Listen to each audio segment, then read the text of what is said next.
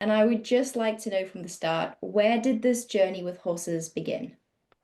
Thank you so much for having me, Nico. It's a pleasure. So it started in Italy when I was about 8 or 9 years old. My mum used to ride in a local riding club and riding school on a Saturday morning. So I just started going with her and started taking lessons with ponies. It was really exciting. At the time, I was playing lots of tennis and I was doing judo as well. So it was just one of those things, when you're a kid, you just start different sports and then you see what you like the most. And then, I carried on playing tennis. I played to a decent level. And then riding just became more and more a passion.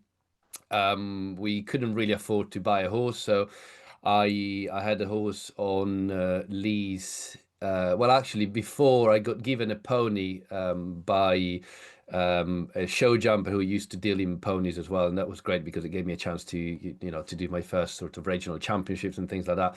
And then I my instructor had a thoroughbred that he didn't have time to ride, so I started riding him, and that's how I started doing eventing. My first event was done with this. I was trying to remember the name, I actually can't remember it. And then we just fast forward a few years. I was very lucky to have some good results with horses that I either got given or they had problems, and so I started riding them.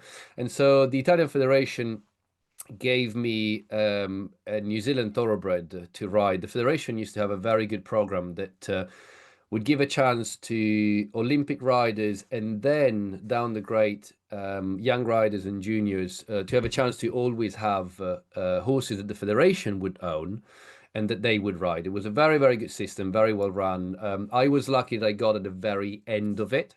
The horse I got given was probably the penultimate horse that was given.